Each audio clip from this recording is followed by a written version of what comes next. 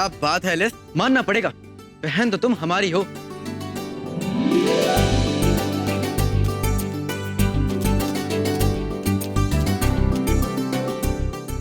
दासी,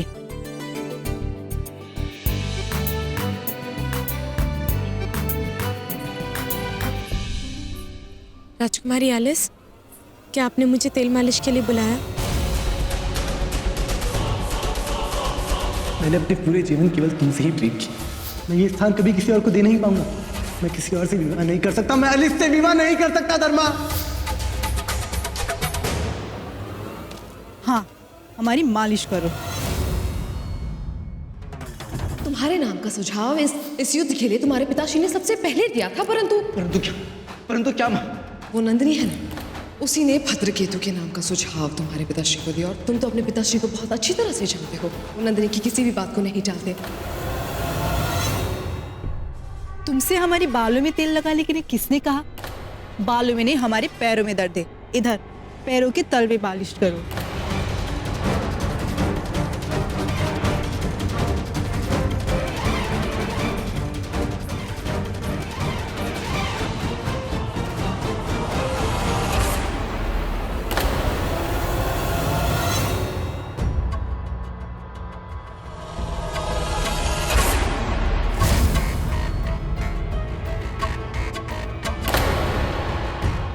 एलिस, तुम्हारे हाथ में चोट कैसे आई?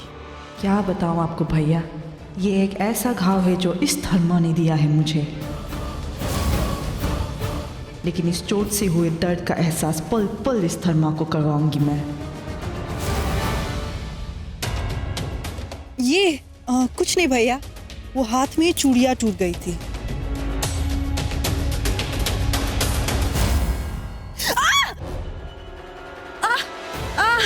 क्या हुआ एलिस? तो फिर से दासी ने कुछ किया? वो भैया, ये दासियां भी ना कुछ भी कार्य ढंग से नहीं करती। इतने जोर से पाँव दबाए कि मेरे एड़ियाँ ही मुड़ गए। किंतु राजकुमारी, मैंने इतनी जोर से भी आपका पैर नहीं दबाया। तो तुम्हारा मतलब मैं झूठ बोल रही हूँ? अगर ऐसा कुछ यवन की दासी ने हमारे साथ किया हो तो तुम्हें इसे छोड़ती नहीं। एलिस, यदि यवन में ऐसा कोई अपराध करे या किसी कोई भूल हो जाए, तुम उसे क्या दंड देती हो? हम उन्हें घोड़े से मारते। सैनिक, घोड़े लेकर आओ।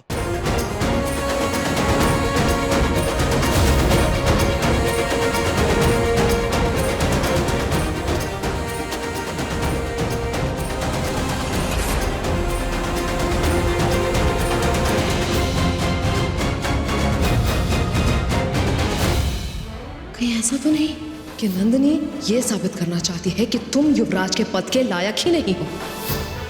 चलो एलिस, और इसे कोड़े से मारो।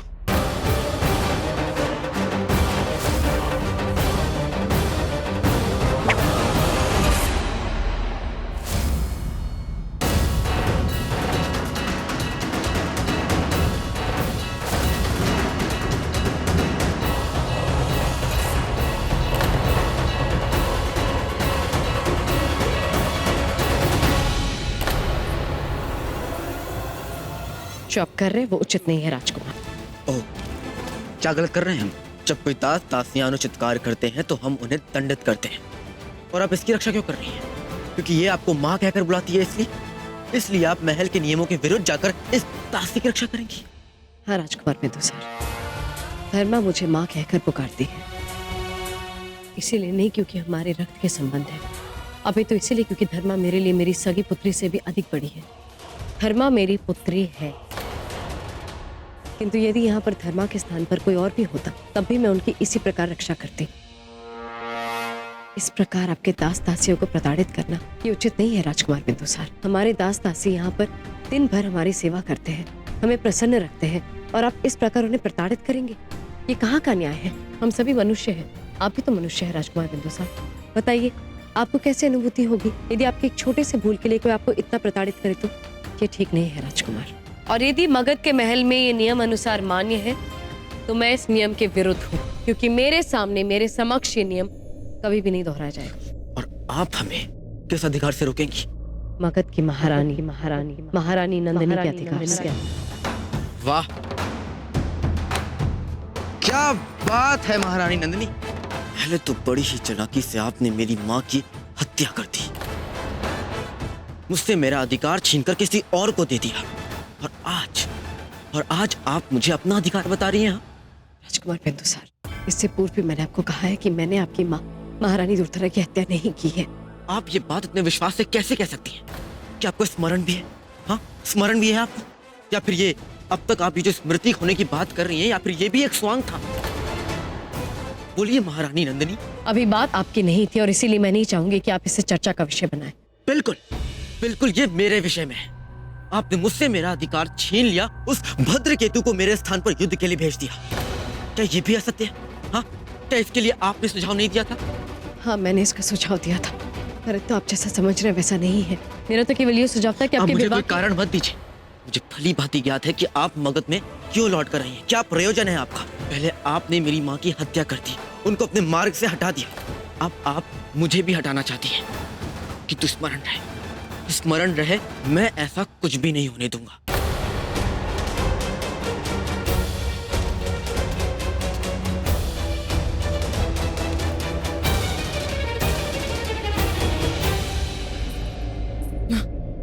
आपको राजकुमार बिंदुसार के साथ इस तरह विवाद नहीं करना चाहिए था। आपने मेरे लिए सब क्यों किया? धर्मा, मुझे इस बात का बुरा नहीं लगा कि राजकुमार बिंदुसार ने आज एक बार फिर मुझ पर आरोप लगाया। मैं तो केवल ये सोच रही हूँ कि किसी के मन में, किसी के हृदय में इतनी घृणा कैसे हो सकती है, इतनी घृणा कि उनके हर संबंध को वैशिला कर दे। और एक माँ होने के नाते मैं नहीं जानती हूँ कि मैं ऐसा क्या करूँ जिससे मैं राजकुमार बिंदुसार को एक सही मार्ग दिखा पाऊँ, उनके मन से एक घृणा दूर कर पाऊँ।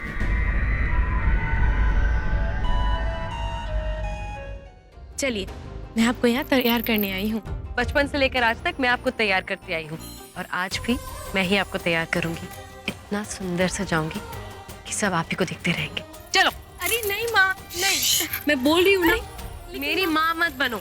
मैं सदैव से आपकी माँ रही हूँ और माँ ही रहूंगी।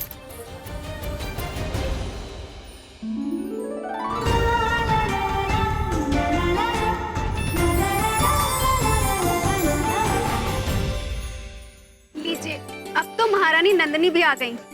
अब हम विधि आरंभ कर सकते हैं।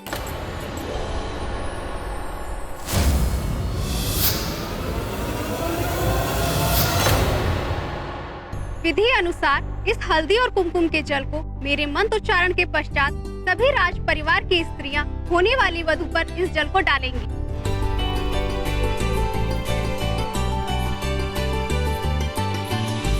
ठहरो।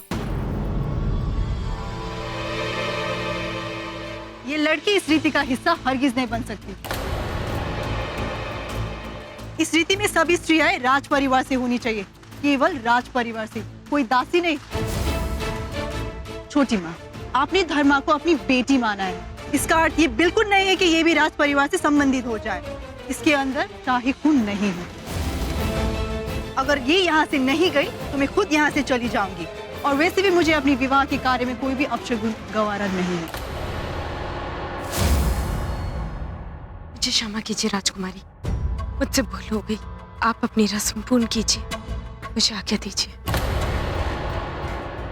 रुकिए धर्मा, मैंने आपको यहाँ से जाने के लिए नहीं कहा। नंदिनी, आप क्या कह रही हैं? ये हमारी पुत्री की विवाह की रस्में हैं। आप चाहती हैं कि इनकी रस्मों के बीच में कोई भी अपशगुन हो? क्षमा चाहती हूँ मुख्य महारानी हेलेना। यदि राजकुमारी एलिस आपकी पुत्री है तो वो मेरी भी पुत्री हुई, और मैं नहीं चाहूंगी कि मेरी पुत्री के विवाह के रस्मों में कोई भी अड़चन आए। माँ, आप ये क्या कर रही है? माँ, धर्मा, मैं वही कर रही हूँ जो यहाँ उपस्थित हर एक स्त्री को करना चाहिए। हमारे समाज में गुरुओं ने ये कहा है कि एक ब्राह्मण का स्थान राजा से भी ऊपर होता है, और इस बात को तो हमारे सम्राट चंद्रगुप्त मौर्य ने भी स्वीकार किया है, क्योंकि उनके गुरु आचार्य चाणक्य भी ब्राह्मण है। तण मंत्रमा ब्रह्मांड देना मंत्र देनांतु देवता ब्राह्मणो मम देवता।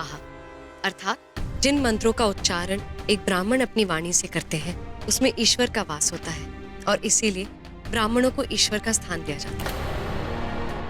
यदि धर्मा इस विवाह में उपस्थित हुई तो ये अपशगुन नहीं, शगुन की बात मानी जाएगी। गुरु माँ, आप ही बताइए, जो मैं कह रही हूँ वो उचित है या अनुचित?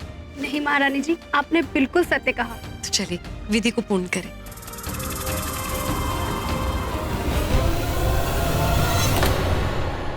रुको आलस। आलस, ये क्या कर रही हो तुम? ये सही वक्त नहीं है, थोड़ा सब्र रखो। हाँ? थोड़ा सब्र रखो। फिलहाल इन रस्मों पर ध्यान दो। आओ बेटा, चलो।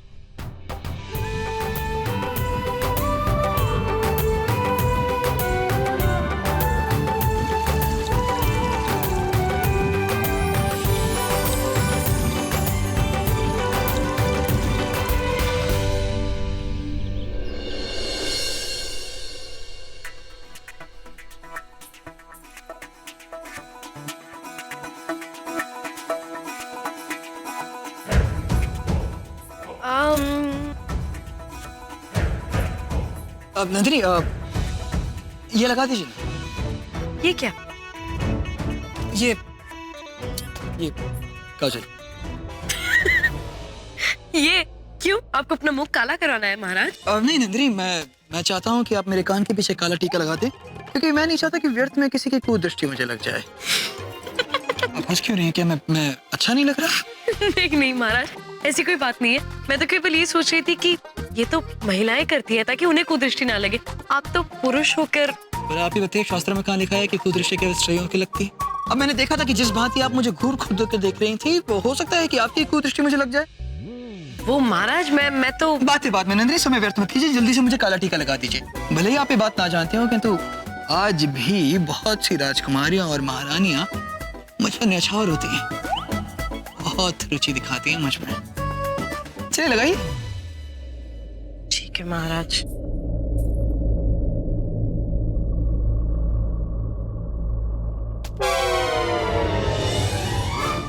ये क्या कर दिया आपने नंदिनी? क्या हुआ? आपको अच्छा नहीं लगा? अरे अब अन्य राज्यों की राजकुमारियां, रानियां, महारानियां आपको कैसे देखेंगी? कैसे अपना प्राण न्यौछावर करेंगी आप पर? अब कैसे आप सबके पसंदीदा राजा बनेंगे? मैं सब कुछ जानता हूँ। आपको इस बात की इशारा कि मैं आपसे ज्यादा अच्छा लगता हूँ। महाराज, मैंने तो भी तैयार होना आरंभ ही नहीं किया। जब मैं तैयार होकर आऊंगी ना, तब आप देखते रह जाएंगे। ठीक है, देखते हैं। बिल्कुल देखिएगा। व्यर्थ में मुंह काला कर दिया मेरा आपने। दीजिए, मैं कर देती हूँ। नहीं, उसकी आवश्यकता नहीं है, मैं दासी से ठीक करवा लूंगा। दासी! कभी कभी तो बिल्कुल बालक बात ही बर्ताव करते हैं। राजकुमारी चित्रा, युद्ध से वापस लौटते ही हम दोनों अपने माता पिता से अपने विवाह की बात करेंगे।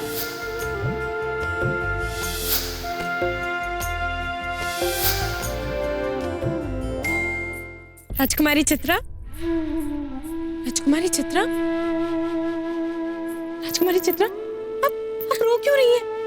ये आंसू, और आप अब तक तैयार क्यों नहीं हुई? और आपके कक्ष में इतनी दासियां होती हैं, वो भी नहीं दिखाई दे रही हैं। सब ठीक तो है ना? क्या हुआ? मैं आपकी ये दशा देखकर चिंतित हूँ। राजकुमारी, बताइए ना क्या हुआ? अच्छा, आप एक काम कीजिए, आप यहीं रुकिए, मैं आपकी माताश्री को बुलाकर लाती हूँ। रुकिए। नहीं धर्मा, ऐसे मत करना। किसी को बुलाने की कोई आवश्यकता नहीं है, क्योंकि कोई भी मेरी सहायता नहीं कर सकता सिवाय तुम्हारे। हाँ धर्मा, केवल तुम मेरी सहायता कर सकती हो। मेरे माता पिता ने मेरी सहायता करने से मना कर दिया, वो भी मेरी सहायता नहीं कर सकते। धर्मा, तुम्हें याद है तुमने एक बार अपनी सखी को राजकुमार बिंदुसार से बचाया था? आज मुझे ही बचा लो उनसे। मैं तुमसे विनती करती हूँ, मुझे राजकुमार बिंदुसार से बचा लो। आप ये क्या कह रही हैं? आपका क्या तात्पर्य है? धर्मा,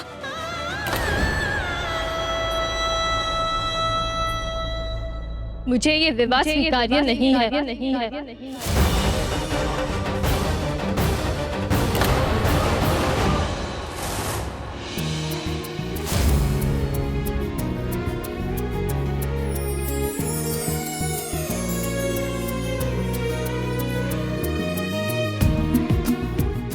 ओह एलिस, आज तुम्हारी खूबसूरती का नूर देखकर राजकुमार कार्तिकेय अपना बीता हुआ कल हमेशा के लिए भूल जाएंगे। आज के बाद वो हमेशा हमेशा के लिए तुम्हारे हो जाएंगे, केवल तुम्हारे। हाँ माँ, आखिरकार वो दिन आ ही गया जब राजकुमार कार्तिकेय हमेशा हमेशा के लिए हमारे हो जाएंगे।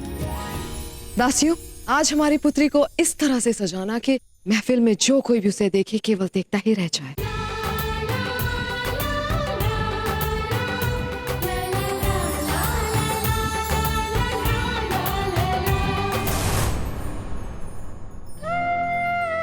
ये पगड़ी आप हमें पहनाएं।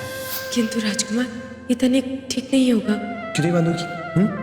याद है ना, तुम्हारा विवाह होने वाला है हमारे साथ। एक बात सदैव स्मरण रखना मेरे पुत्र, ये विवाह तुम अपने लिए नहीं अपितु चंपानगर और उसकी प्रजा के लिए कर रहे हो।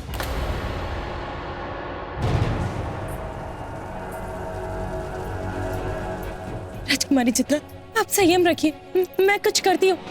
किंतु आप मुझे एक वचन दीजिए कि जब तक मैं लौटकर नहीं आती तब तक आप एक कदम भी ऐसा नहीं उठाएंगे कि जिसके लिए आपसे प्रश्न किया जाए। मैं महारानी नंदिनी को पूरा वृतांत बताती हूँ, मैं अवश्य कोई ना कोई उपाय निकाल लेंगी। आपको अपनी स्वीकृति के बिना राजकुमार बिंदुसार से विवाह करने की कोई आवश्यकता नहीं है।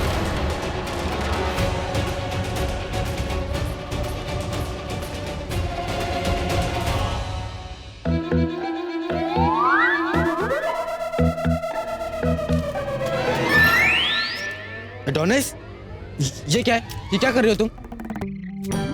अपनी रक्षा का इंतजाम कर रहा हूँ भैया। कैसी रक्षा? देखिए भैया, मैं नहीं चाहता कि पिछली बार की तरह फिर से विवाह से भाग जाए, क्योंकि अगर आप इस बार विवाह से भागे और माँ ने मुझे मंडप में बैठा दिया तो इस बार जरूर पिताश्री की तलवार से मेरा सर कलम हो जाएगा और मैं बिना विवाह किए मरना नहीं चाहता। निश्चिंत रहो, मैं कहीं नहीं जाऊंगा, मंडप में भी रहूंगा और विवाह भी करूंगा। ठीक है, चलो मुझे रस्सी से मुक्त करो।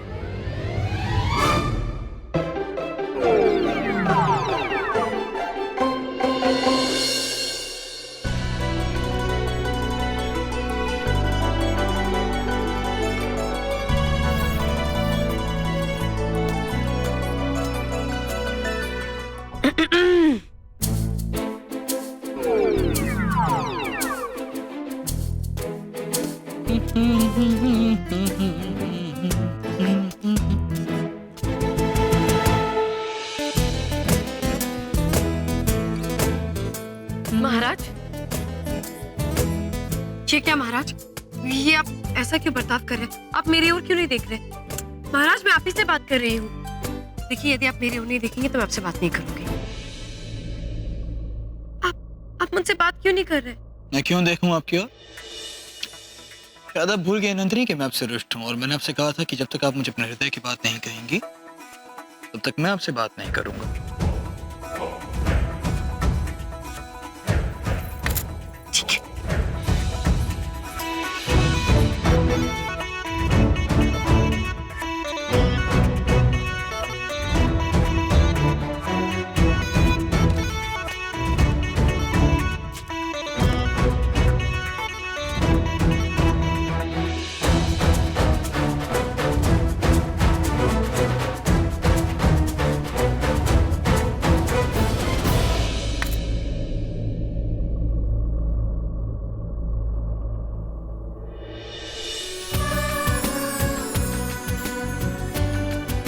आप कितनी सुंदर लग रही हो नंदिनी, जैसे झरोखे के मार्ग से आकाश से उतरकर चंद्रमा मेरे कक्ष में आ गया हो।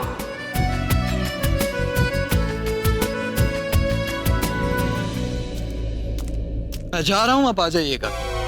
महाराज, महाराज, को ना जाने क्या समझते हैं, मेरी ओर देखा भी नहीं।